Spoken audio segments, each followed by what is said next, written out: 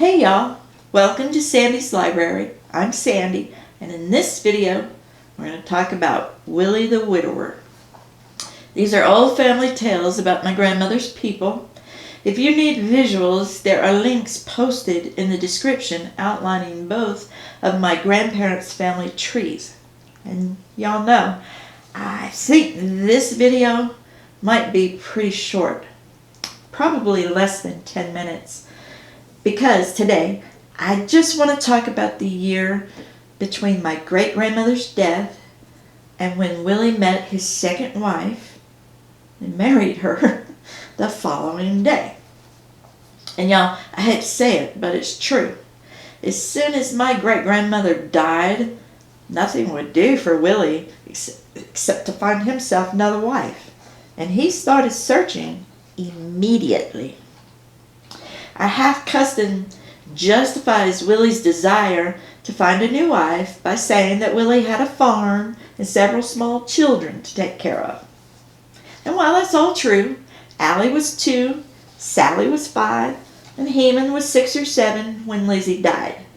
The older children included Jeff, Sissy, Bud, Ina, and Julia Bell, and all were living at home, I want to remind y'all.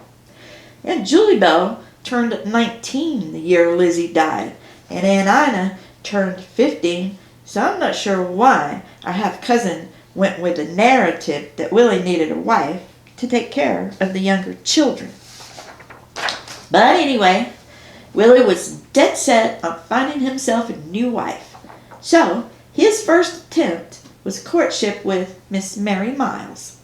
She was the daughter of James Ambrose Miles and Frances Jane Simpkins. Mary was 26 years old, born in 1882, and she had never been married, and sadly, in the community, she was labeled an old maid. Yeah, I'm glad we don't stigmatize women like that anymore. If I've taught my daughters anything, it's that you need a man to complete you. But anyway, back to the story. We're not sure when Mary's father passed away, but it was most likely a few years after Mary's birth, as her mother, Ma Jane, had remarried to James H. Kelly in 1892. The Kelly farm was located on Highway 34 near Plum Hill Road.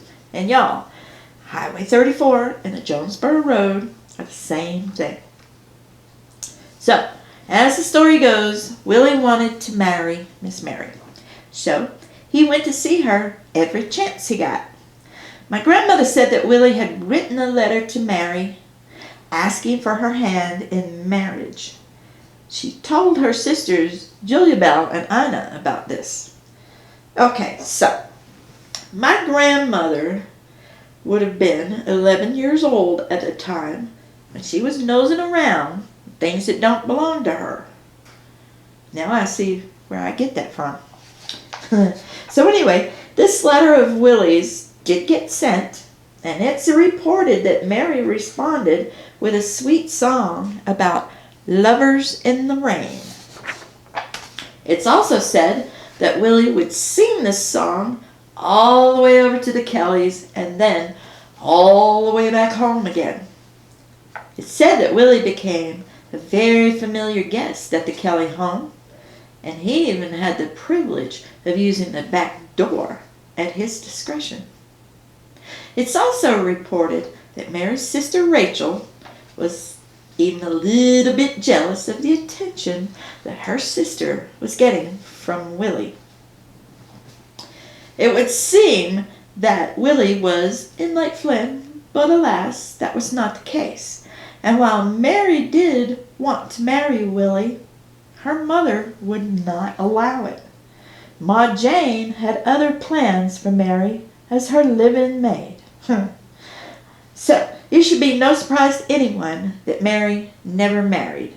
Years later, Mary would tell Willie's children, "Your daddy courted me once. I'd give anything in the world now if I hadn't listened to my mother and gone ahead and married him." Yeah, me too, Mary. Me too. And y'all, she could not have been a worse stepmother than Jesse Walters Mobley was.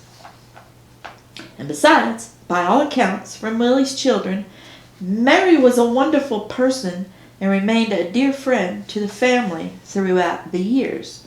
So, nobody will ever convince me that she could have been a worse stepmother. Nope.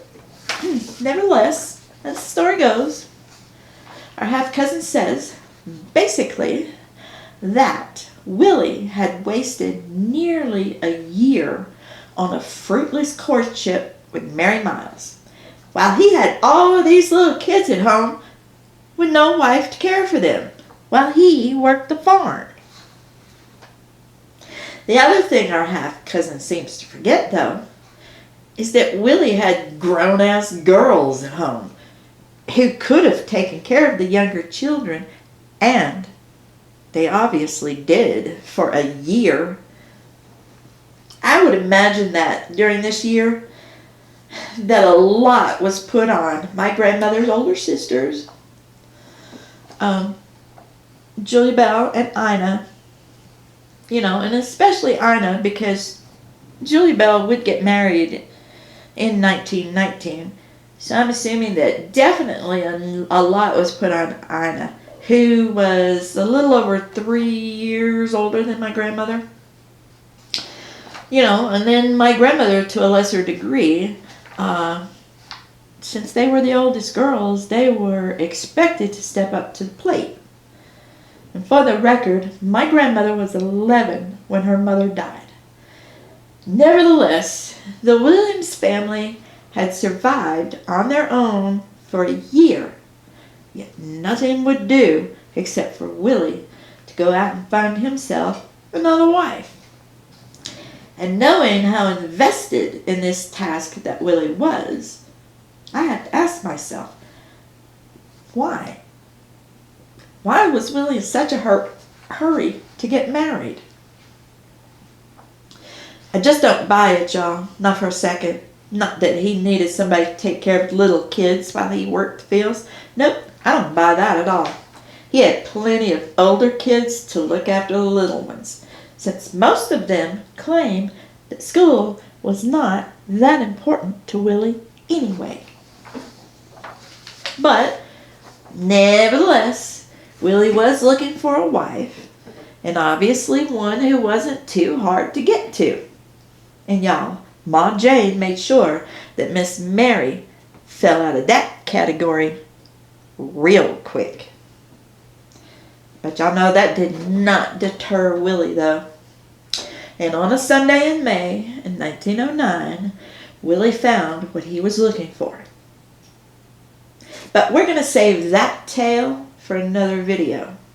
And we'll be back soon, though, where we'll dig into the meats and bones of Willie's second marriage.